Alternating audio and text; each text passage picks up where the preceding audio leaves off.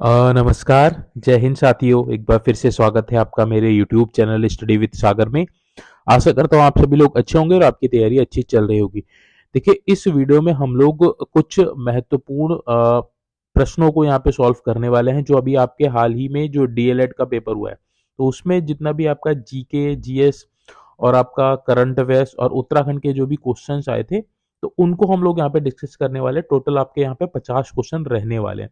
आपके देखिए, अगर आपने उत्तराखंड सब इंस्पेक्टर का एग्जाम है या फिर अगर आपने कनिष्ठ सहायक का फॉर्म भर रखा है, तो आपके लिए वीडियो बहुत इंपॉर्टेंट होने वाली है। इससे देखिए क्वेश्चंस आपको देखने को मिल सकते हैं परीक्षा में, और इस तरह के क्वेश्चंस ही आपको पूछे जाएंगे। तो आप वीडियो को जरूर देखिएगा, इससे आपको कई अच्छे क्वेश्चंस मिलेंगे और आपकी जो नॉलेज होगी वो बूस्ट होगी। ठीक है। तो आप इस वीडियो को एंड तक जरूर देखिएगा। इसमें देखिए क्वेश्चन से संबंधित जो भी फैक्ट होंगे उनको भी हम लोग यहाँ पे डिस्कस करने वाले हैं। ठीक है। क्वेश्चंस आप ध्यान से देखिएगा और आप और कोशिश कीजिएगा कि आप क्वेश्चंस को सॉल्व करें, ताकि आपको आइडिया लगे कि आप कितने क्वेश्चन सॉल्व कर पा रहे हैं। ठीक है। पहला क्वेश्चन है आपका, देखिए, निम्नलिखित में से किस राज्य में अनुसूचित जाति यानी कि एससी की सबसे अधिक प्रतिशत पाया जाता है? तो सबसे अधिक प्रतिशत आपका पंजाब राज्य में पाया जाता है।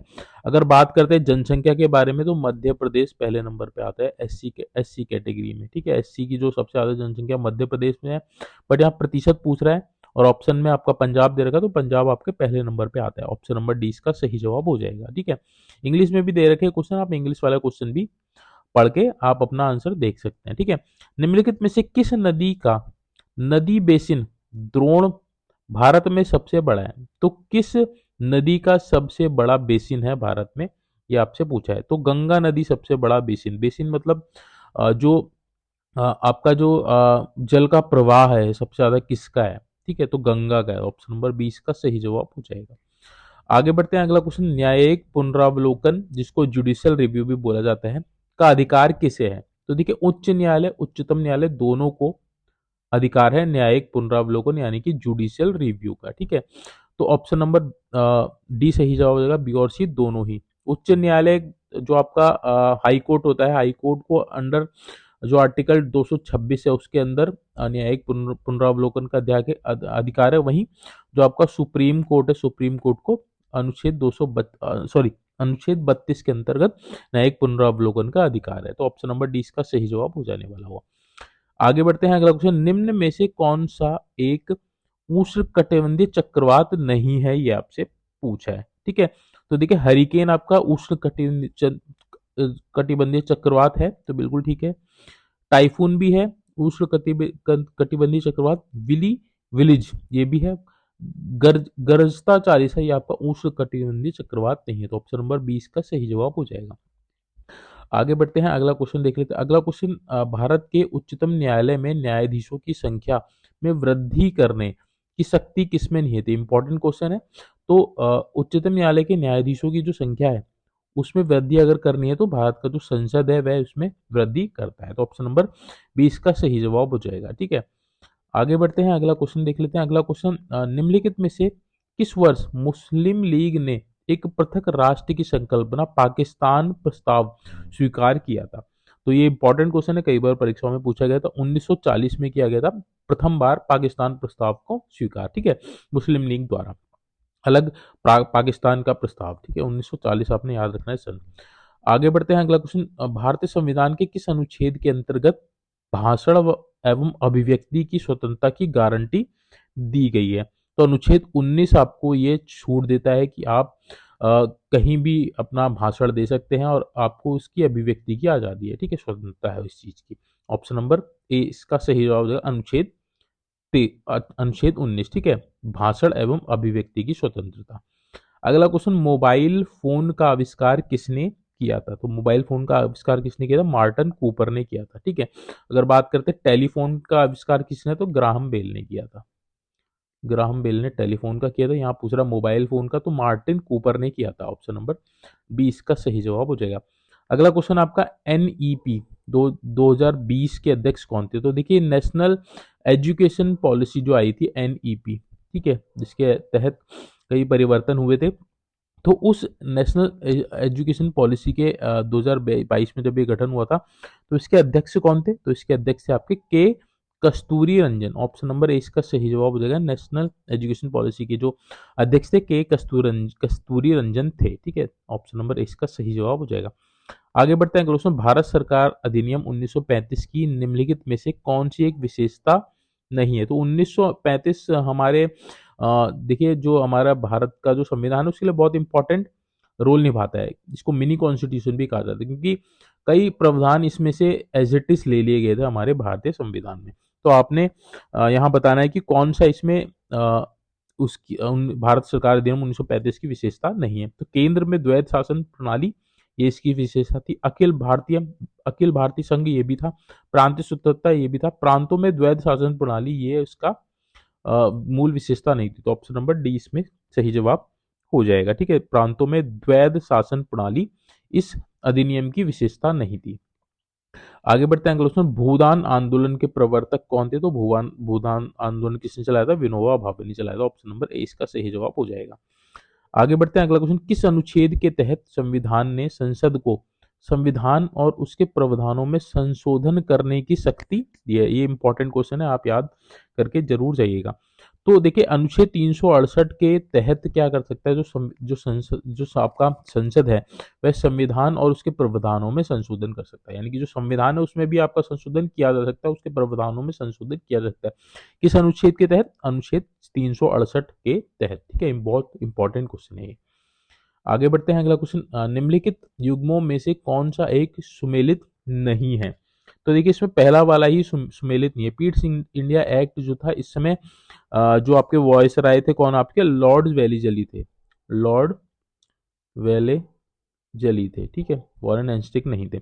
Doctrine of lapse Lord Dalhousie की नीति थी, बिल्कुल ठीक है। वर्नाकुलर प्रैक्टिस कर्जन, बिल्कुल ठीक है। एल्बर्ट बिल कब आया था? रिपन के कार्यकाल में आया था। तो पिट्स इंडिया एक्ट आपका गलत है। ऑप्शन नंबर इसका सही जवाब हो जाएगा। लॉर्ड वेलीजली इसका सही जवाब था। अगला क्वेश्चन। वर्ष 2024 का फिल्म जगत का प्रतिष्ठित पुरस्कार दादा साहब फाल्के पुरस्कार किसे मिला है? तो दादा साहब फाल्के पुरस्कार 2024 किसको दिया गया? मिथुन चक्रवर्ती को दिया गया, ठीक है। किस क्षेत्र में दिया जाता है? फिल्म जगत के क्षेत्र में दिया जाता है, ठीक है। आगे बढ़ते हैं अगला क्वेश्चन। अगला क्वेश्चन। निम्नलिखित में से किस देश में ब्रिक्स शिखर सम्मेलन 2024 आयोजित किया जाता है? तो कजान में किया गया था। कजान आपका कहाँ है? रूस में है, ठीक है। तो ऑप्शन नंबर ए इसका सही जवाब हो जाएगा। कजान देश में हुआ था, कजान रूस में हुआ था ब्रिक्स 2024 का शिखर सम्मेलन। आगे बढ़ते हैं अगला क्वेश्चन। राजपूताना के निम्न राज्यों में से किसने अकबर की संप्रभुता स्वीकार नहीं की थी? ठीक है, तो किसने नहीं की थी? मेवाड़। जो मेवाड़ आपका राजपूताना आपका जो क्षेत्र था इसमें इन्होंने देखिए अकबर की जो संप्रभुता थी उसको स्वीकार नहीं किया गया था। ऑप्शन नंबर 20 का सही जवाब हो जाएगा, ठीक है। अगला क्वेश्चन उत्तराखंड से है। उत्तराखंड का दूसरा सबसे ऊंचा पर्वत शिखर कौन सा है? तो दूसरा सबसे ऊंचा पर्वत शिखर कौन सा? आपका कामेट है। ऑप्शन नंबर 20 का सही जवाब। पहले की बात करें तो पहला आपका नंदा देवी है। आगे बढ़ते हैं अगला क्वेश्चन। 1 गीगाबाइट डाटा बराबर होता है, तो 1 GB किसके बराबर होता है? 1024 MB के बराबर होता है, यानी कि 1024 मेगाबाइट के बराबर। तो ऑप्शन नंबर सी इसका सही जवाब हो जाएगा, ठीक है। कंप्यूटर का क्वेश्चन था ये, इजी था। अगला क्वेश्चन। उत्तराखंड में निम्नलिखित में से किस फसल की खेती का क्षेत्रफल अधिकतम है? ये इंपॉर्टेंट क्वेश्चन है, पूछ सकता है कभी भी परीक्षा में। तो देखिए सबसे ज्यादा जो क्षेत्रफल में जो खेती होती है गेहूं की होती है उत्तराखंड में। ऑप्शन नंबर सी सही जवाब हो जाएगा। अगला क्वेश्चन। नोबेल शांति पुरस्कार 2024 किसे देने की घोषणा की गई है? तो किसको देने की घोषणा की गई है? परमाणु विरोधी समूह निहोन हिदाइंको, ये आपने नाम याद रखना, निहोन हिदाइंको को नोबेल शांति 2000 पुरस्कार दिया गया। परमाणु विरोधी समूह है ये आपका निहोन हिदाइंको, ठीक है। ऑप्शन नंबर डी इसका सही जवाब है। मोस्ट इंपॉर्टेंट क्वेश्चन है ये। अगला क्वेश्चन। उत्तराखंड के किस जिले में मालपा भूस्खलन आपदा घटित हुई थी? तो किस जिले में हुई थी? पिथौरागढ़ में। पिथौरागढ़ में जगह है आपकी मालपा, वहां पे एक भूस्खलन आपदा हुई थी। पिथौरागढ़ इसका सही जवाब हो जाएगा। अगला क्वेश्चन। अगला क्वेश्चन है आपका। किसने मुगल साम्राज्य की राजधानी को आगरा से दिल्ली स्थानांतरित किया था? तो आगरा से दिल्ली किसने स्थानांतरित, किस मुगल साम्राज्य की राजा ने किया था? तो इसका जो सही जवाब है ऑप्शन नंबर डी शाहजहां ने। शाहजहां ने जो राजधानी थी आगरा से कहाँ ले गया था? दिल्ली ले गया था। तो ऑप्शन नंबर डी इसका सही जवाब हो जाएगा। अगला क्वेश्चन है। मणिपुर राज्य का सबसे बड़ा जातीय समुदाय है। तो मणिपुर राज्य का सबसे बड़ा जातीय समुदाय कौन सा है? तो ये है आपका मैतेई। मैतेई एक बड़ा जातीय समुदाय कहाँ पाया जाता है? मणिपुर में। ऑप्शन नंबर सी सही जवाब हो जाएगा। अगला क्वेश्चन, कौन सा बैंक कृषि एवं ग्रामीण वित्त की आवश्यकताओं तक सीमित है? तो इसका जो सही जवाब है ऑप्शन नंबर ए, नाबार्ड जो है आपका ग्रामीण कृषि एवं ग्रामीण वित्तों को की आवश्यकताओं को पूरा करता है। तो नाबार्ड आपका एक तरह से ये एग्रीकल्चर बैंक है, ठीक है। ऑप्शन नंबर सी सही जवाब हो जाएगा। अगला क्वेश्चन, लोकसभा में अविश्वास प्रस्ताव प्रस्तुत करने के लिए कितने सांसदों के समर्थन की आवश्यकता होती है? तो इसका जो सही जवाब है ऑप्शन नंबर डी 50, ठीक है। इंपॉर्टेंट क्वेश्चन है, 50 सांसदों की आवश्यकता होगी आपको। अगला क्वेश्चन, निम्नलिखित में से किस शासक के पास एक शक्तिशाली नौसेना थी? ठीक है। तो जो चोल राज्य थे, चोल चोल शासक थे, उनके पास एक बहुत अच्छी नौसेना हुआ करती थी। तो चोल इसका सही जवाब हो जाएगा, ऑप्शन नंबर ए। अगला क्वेश्चन, सांची का स्तूप का निर्माण किसने कराया था? तो सांची के स्तूप का निर्माण अशोक ने कराया था। ऑप्शन नंबर डी इसका सही जवाब हो जाएगा, अशोक ने कराया था सांची का स्तूप का निर्माण, ठीक है। अगला क्वेश्चन, भारत के संविधान में कल्याणकारी राज्य का आदर्श किसमें निहित है? ये इंपॉर्टेंट क्वेश्चन है। कल्याणकारी राज्य का जो प्रावधान है या आदर्श वाक्य है वे कहाँ दिया गया है? तो राज्य के नीति निर्देशक तत्वों में है कल्याणकारी राज्य। ऑप्शन नंबर 20 का सही जवाब हो जाएगा। अगला क्वेश्चन, सबसे स्थिर पारिस्थितिक तंत्र यानी कि मोस्ट स्टेबल इकोसिस्टम कौन सा है? तो सबसे जो स्टेबल इकोसिस्टम है आपका महासागर है, ठीक है। ऑप्शन नंबर डी इसका सही जवाब हो जाएगा। आगे बढ़ते हैं। अगला क्वेश्चन, राज्य में राष्ट्रीय आय की गणना निम्नलिखित में से किस एजेंसी द्वारा की जाती है? इंपॉर्टेंट क्वेश्चन है। तो राष्ट्रीय आय की गणना किसके द्वारा की जाती है? केंद्रीय सांख्यिकी संगठन के द्वारा की जाती है, सीएसओ, ठीक है। सीएसओ के द्वारा यानी कि केंद्र सांख्यिकी संगठन के द्वारा जो राष्ट्र की आय है भारत की, उसकी गणना की जाती है। इंपॉर्टेंट क्वेश्चन है, ठीक है। अगला क्वेश्चन, भारत में आम जनता की इंटरनेट तक पहुंच शुरू हुई थी। तो भारत की बात करें तो भारत में आम जनता तक इंटरनेट कब तक आया था? 15 अगस्त 1995। डेट याद रखिए, 15 अगस्त 1995 तक, ठीक है। अगला क्वेश्चन, त्वचा कैंसर में वृद्धि एवं उच्च उत्परिवर्तन दर परिणाम है। तो त्वचा कैंसर जो स्किन कैंसर होता है में वृद्धि और उच्च उत्परिवर्तन दर किस चीज का परिमाण है? तो यह है आपका ओजोन परत संरक्षण। तो ओजोन परत संरक्षण जिस हिसाब से हो रही है उस हिसाब से ही जो आपके त्वचा के जो कैंसर होते हैं, स्किन कैंसर होते हैं, उसकी जो दर है वह बढ़ती जा रही है ओजोन परत के क्षरण के कारण, ठीक है। अगला क्वेश्चन, भारतीय राष्ट्रीय कांग्रेस की सबसे पहली महिला अध्यक्ष कौन थी? इंपॉर्टेंट क्वेश्चन है और इजी भी है आपका। कौन थी? Annie Besant. एनी बेसेंट भारतीय राष्ट्र कांग्रेस की सबसे पहली महिला अध्यक्ष थी। ऑप्शन नंबर सी सही जवाब हो जाएगा, ठीक है। आगे बढ़ते हैं, अगला क्वेश्चन देख लेते हैं। अगला क्वेश्चन, निम्न में से कौन सा देश विश्व में मसालों का सबसे प्रमुख उत्पादक देश है? कौन सा देश है? भारत। भारत के देखिए मसाले फेमस हुआ करते हैं और ये एक प्रमुख उत्पादक देश है अन्य देशों के लिए, ठीक है। तो ऑप्शन नंबर 20 का सही जवाब हो जाएगा। अगला क्वेश्चन, किस दिन विश्व एड्स दिवस मनाया जाता है?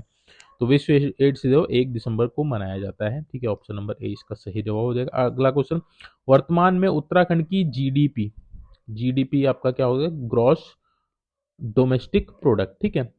तो जीडीपी में सर्वाधिक योगदान किस क्षेत्र का है? तो उत्तराखंड की जो जीडीपी है उसमें सर्वाधिक जो योगदान आपका द्वितीयक क्षेत्र का है। ऑप्शन नंबर 20 का सही जवाब हो जाएगा द्वितीयक क्षेत्र, ठीक है। सेकंड वाला जो आपका क्षेत्र है उसका योगदान ज्यादा है, ठीक है। इंपॉर्टेंट क्वेश्चन है, परीक्षा में पूछा जा सकता है।